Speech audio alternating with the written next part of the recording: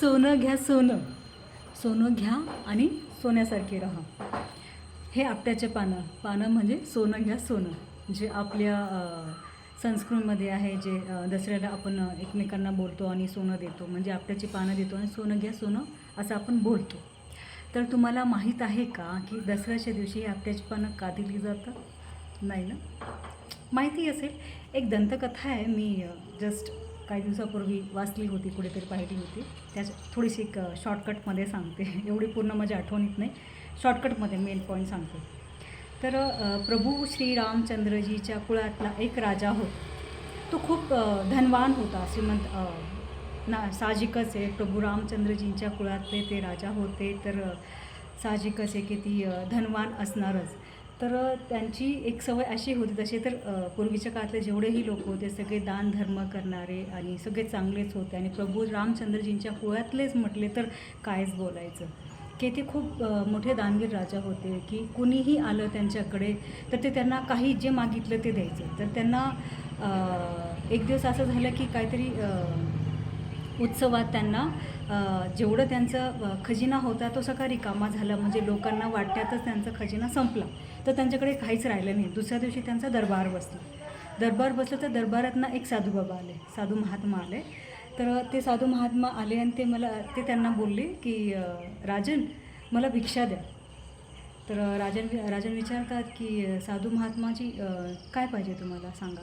तर ते मला बोलतात की मला धन पाहिजे. म्हणजे त्यांना जर पूर्वीच्या काळात असे होते की देव ब्रह्मा विष्णू महेश, आई काली, मा सरस्वती, महालक्ष्मी रूप बदलून यायची राजांची महाराजांची परीक्षा घेण्यासाठी. आजकाल तर कलियुगात कोणच येणार, कलियुगात तर ते राक्षस असुर लोक येतात पोरींना छेड काढण्यासाठी. तेव्हा देव यायचे की परीक्षा घ्यायला की कोण किती सत्यवान आहे हे बघण्यासाठी.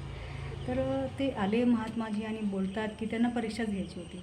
तर ते विचारतात की राजन, मला धन पाहिजे. कसं तसं तर साधू महात्मांना त्यांना धन तरी काय करायचं, पण त्यांना राजाची परीक्षा बघायची होती. मग ते विचारतात की राजन, मला सोनं पाहिजे, सोनं धन जे काय तुमच्याकडे असेल हिरो मिळते. तर मग राजन म्हणतात की महात्माजी, माफी असावी, माझ्याकडचं धन तर कालच सगळं काही संपलं आहे. आता माझ्याकडे काहीच नाही आहे. तो तुम्ही आजच्या दिवस इथेच मुक्कामी राहा. उद्या मी युद्धाला जाणार आहे. युद्धावरून मी सगळं काही जेवढं जिंकून येईल ना ते मी तुम्हाला दान करेन. तर त्यांचं म्हणणं, ते हट्ट धरून बसले. परीक्षाच घ्यायला आले होते, मग ते हट्ट धरून बसले की नाही, मला आत्ताच पाहिजे. मग आता राजन प्रश्नात पडले की आता नेमकं काय करायचं, यांना काय द्यायचं.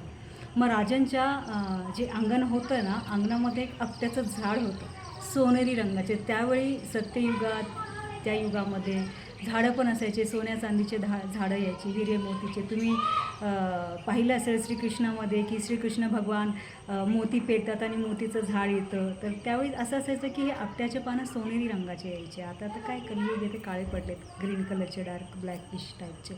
तर त्यांनी हे पान त्यांना दिलं आणि साधू महात्मा त्यांनी पण काही न प्रश्न विचारता, काही न कोणत्या प्रकारची काही न बोलता त्यांनी हातात घेतलं आणि हसले. तर ठीक आहे, तू पान जरी दिलं ना, मी त्यातही समाधानी आहे. मला छान वाटलं की तू काही खाली हात परत न जाऊ देता, तो एक पान का असेना पण ते तू मला परत दिलं, ते तू मला दान दिलं. तर महात्माजी त्यांना बोलतात की राजन, मी आताही खूप खुश आहे की तू खाली हात नाही जाऊ दिला मला.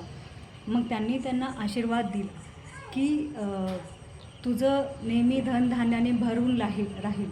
तुझं जे राज्य आहे ते नेहमी धनधान्य सुख संपत्ती ऐश्वर्याने भरून राहील. आणि जे हे आपट्याची पानं दसऱ्याच्या दिवशी एकमेकांना देईल, त्यांच्या घरात सुख समृद्धी, सुख शांती सगळं काही नेहमी नांदत राहील आणि ते लोक सुखाने राहतील. फक्त एवढंच आहे की तुम्ही कुणाला छेडू नका, कुणाला स्त्रीला त्रास देऊ नका. हे माझ्या बिहाफमध्ये मी बोलते. तर तेच बोलायचं आहे की सोनं घ्या सोनं, मनातलं सोनं तर कुणाकडेच नाही आहे तसं बघायला गेलं. पण ठीक आहे, हे आपली संस्कृती आहे म्हणून आपण एकमेकांना देतो. तर महात्माजींनी त्यांना आशीर्वाद दिला की सगळ्यांना असंच बोलायचं की तुम्ही सोन्याचं हे पान घ्या आणि सोन्यासारखे राहा. सोनं घ्या सोनं, happy Dussehra. Thank you so much.